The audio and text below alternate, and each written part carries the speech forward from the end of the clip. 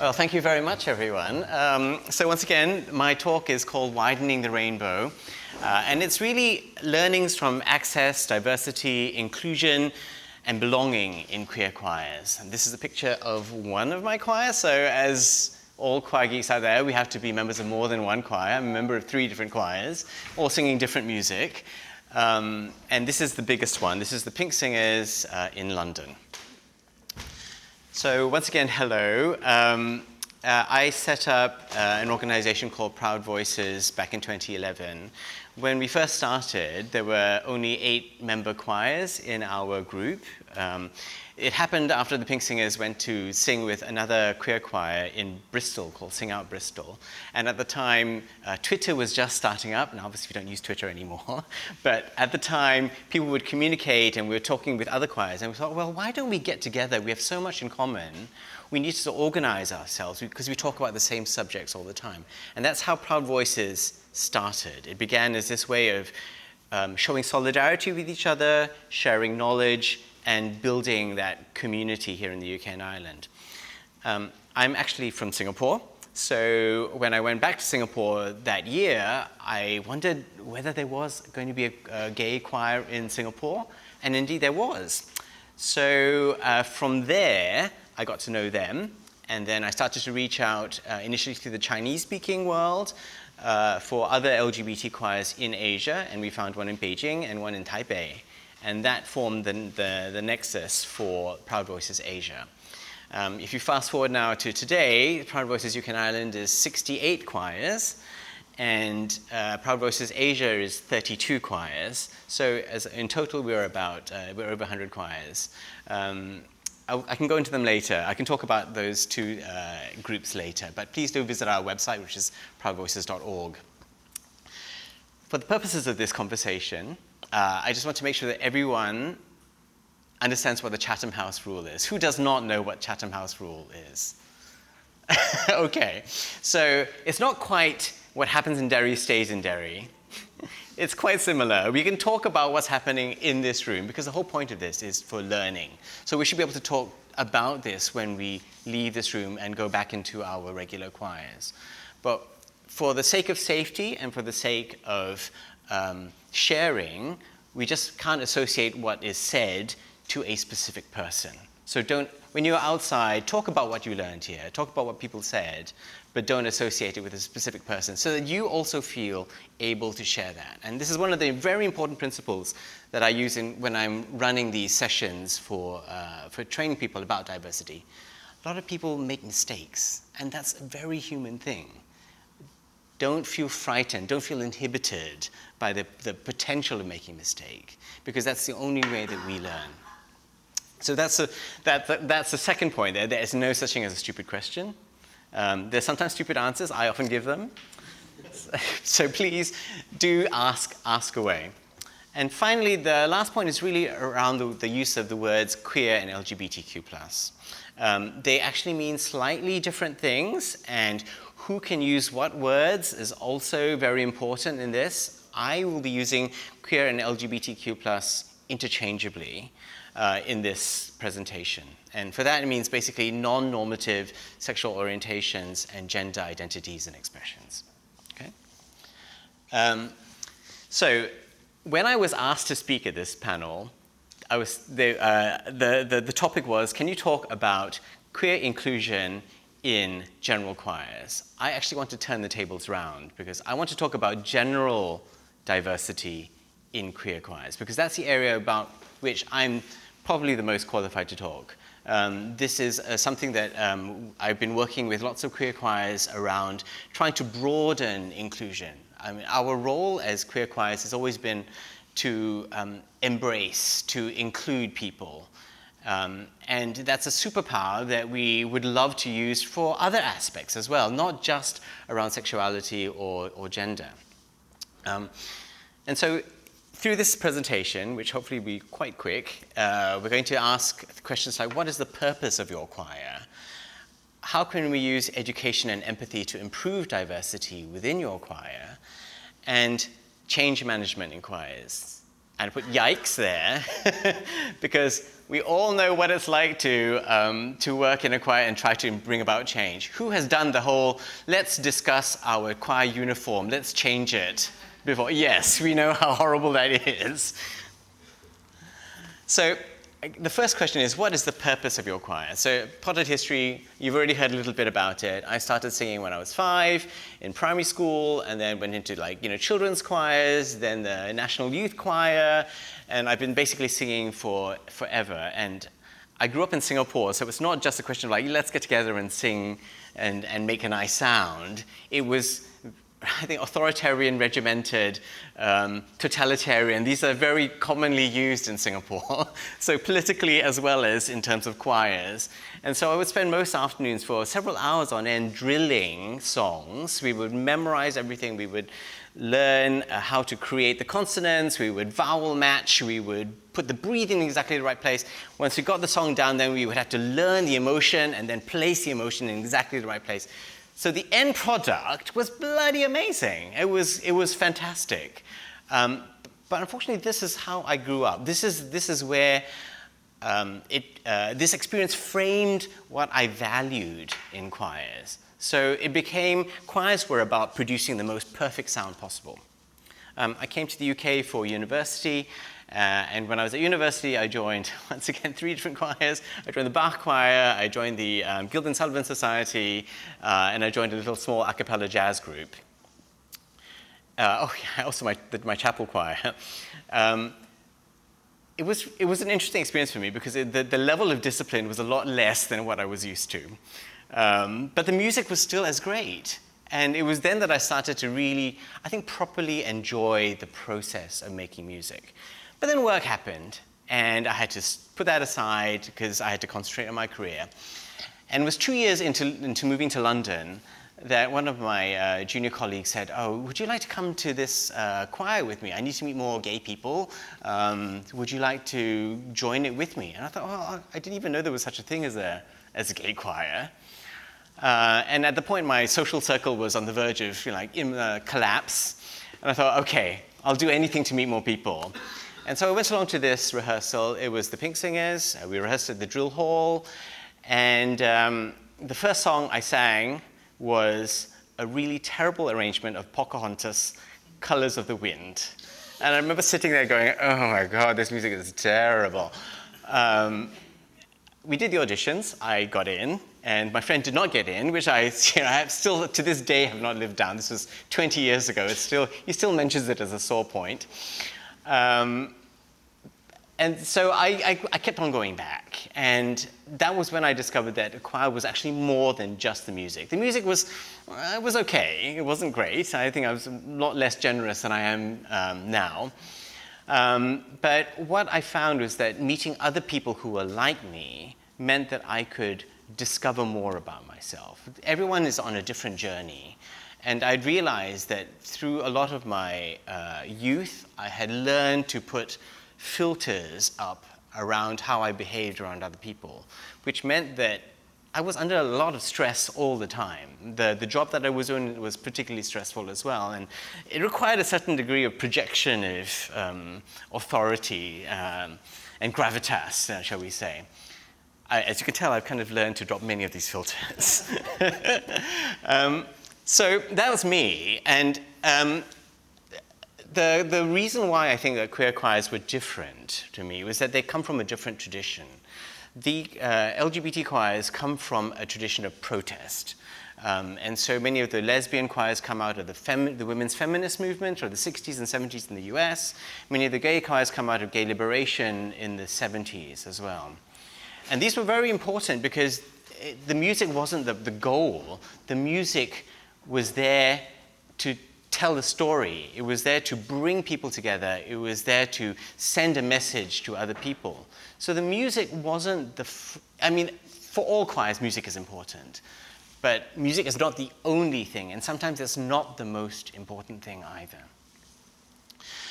So there becomes this whole conversation that suddenly occurred to me, or that I became aware of around music, whether it was the goal or whether music was really part of that journey. And in being in the Pink Singers, I kind of realized that actually community building and storytelling were much more important for this group of people than making beautiful music. Obviously, everyone has the hope to make amazing music, and this is not to say that the music is not good, and it's certainly improved over time, but this is not the priority. And if your priority is community building and storytelling, how does that change how you use the resources of your choir? Every choir has a limited resource, and so you are trying to decide how best to spend the energies that you have, how best to spend the finances that you have to achieve your goals. And so we then come to the idea of the challenge of diversity. For many of what I call the heritage choirs, which are the choirs, the gay men's choruses that were formed in the 80s, say, they formed at a time when it was really important for people to identify as gay men, because this was a very ostracized community. But as the conversation around queerness has developed, we also start to understand that there is a greater diversity even within that queer umbrella. And many gay men's choruses have found it challenging to try to adapt to that because of where they are, and gender has become part of that conversation. So how do gay men's choruses adapt? And this is one of those questions that I'm working with a lot of choirs on at the moment, to talk about what do you need to do next? Where are you now, and what do you need to do next? Where do you want to be? And so this is kind of that question around the purpose of your choir. You know, is your choir about supporting a group of people who, want to project a particular identity? And are you open to change in that? And what tools do you have that enable that to happen? So the two main areas I want to talk about really are education and empathy.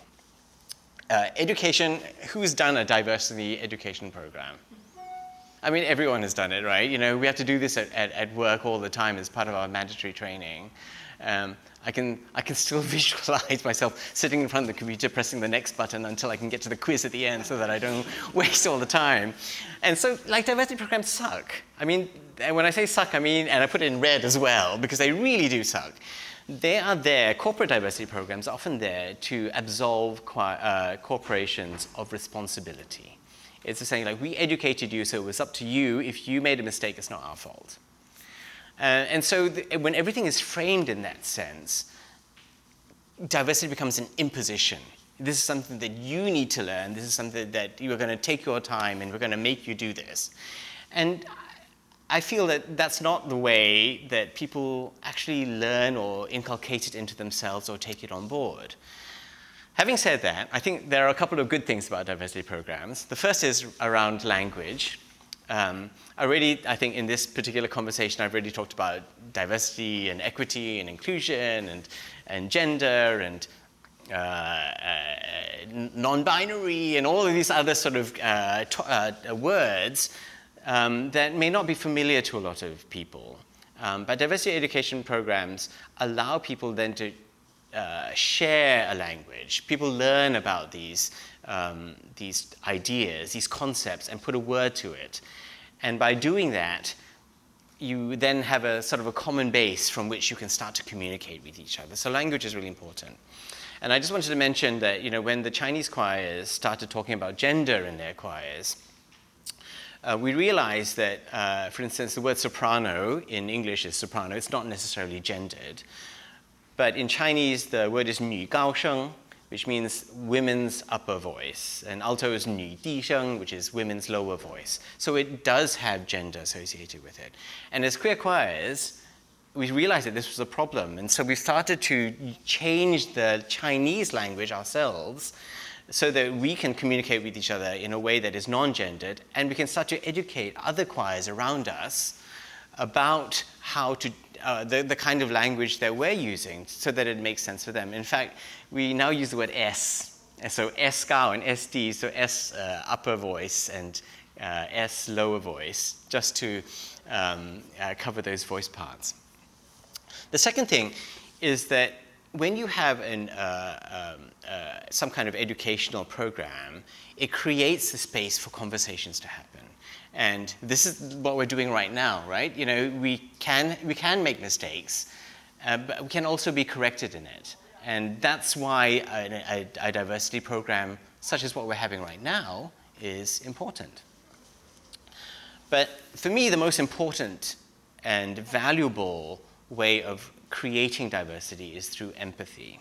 And I normally run an entire afternoon session on empathy. It's a way of people putting themselves in other people's shoes and then understanding the context. And so when I work with a gay men's chorus, for instance, you have, say, a gentleman, often a white gentleman in their 60s, who often younger members of the queer community consider pale, male, and stale. You did not hear that from me. And, you know, sometimes people feel threatened by that. And so I often ask people, you know, like an older gentleman, tell me something about your life and what led to you being where you are now. And people often talk about their histories of being bullied and being ostracized and being marginalized. And what that does is it changes the dynamic in the room. Because then people can sort of see beyond what you look like and where you are now to who you are. And that really allows the conversations to really develop. Don't worry, this is my last slide. No, it's not really. Anyone seen this graph before? Okay, so people who are involved in organizational theory will understand about change management inquiries. This graph is the sigmoid curve of change in an organization. I was speaking to Kate earlier, and it's really, really important that we understand that we don't have to reinvent the wheel every single time. Organizations have been studied to death for the last 250 years, and change management inquiries has been pretty well elucidated in choirs over all that time. And these are skills that we can apply to our own choirs. I was saying that I've done an MBA and I've done an executive master's in medical leadership. And while I was learning about all of these things, all I could think about, rather than applying it to the doctors in the hospital, was how do I apply this to my own choir? I really want this to happen. How do I change them? Essentially, you have 4 groups of people in your choir. You have the mavens, the brokers, the pragmatists, and the conservatives. These are the people who we love. Mavens are the people who will want to change immediately. So I'm wearing my pronoun badge at the moment, which already caused a lot of controversy when it was first introduced. But these basically tell you what your favorite pronouns are. And the mavens, like me, were like, yes, we should all wear these badges. And they're the ones who will then easily converted and will really go out and advocate on your behalf. They're the ones that you will spend the initial amount of energy on trying to get them to be on your side.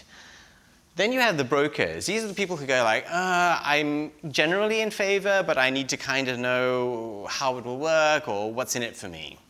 And they require a little bit of more energy to try to make them understand the purpose of any diversity project that you're implementing. So, we say, well, we'll make the badges. It'll be very easy just to wear them in rehearsal, and that's all you need to do.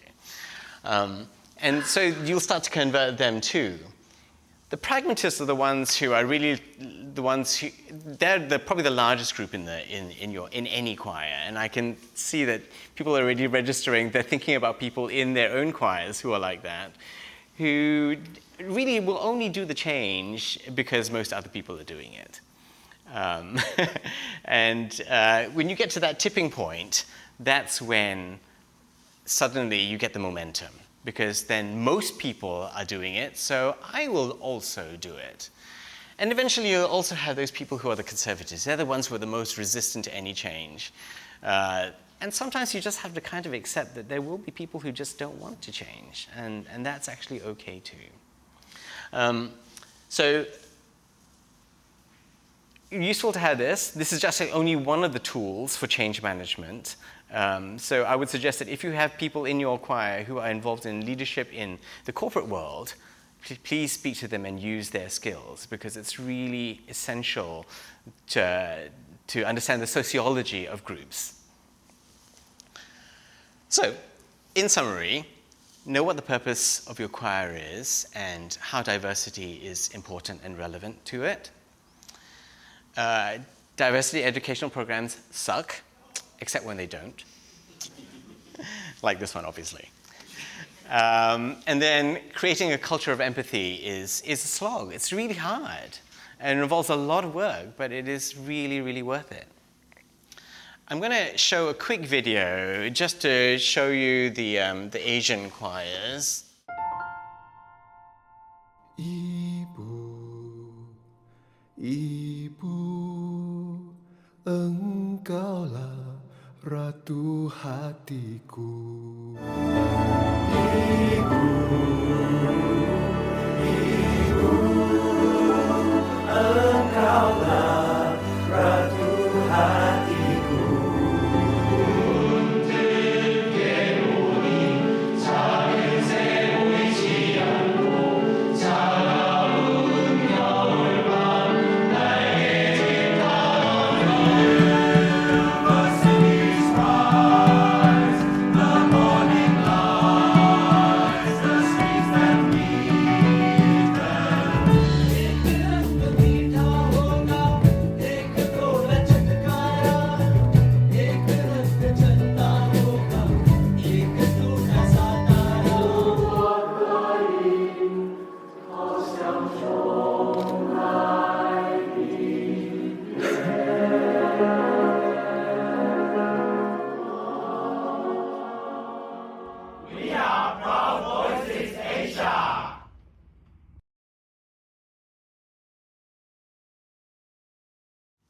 So thank you very much. That's the end of my talk.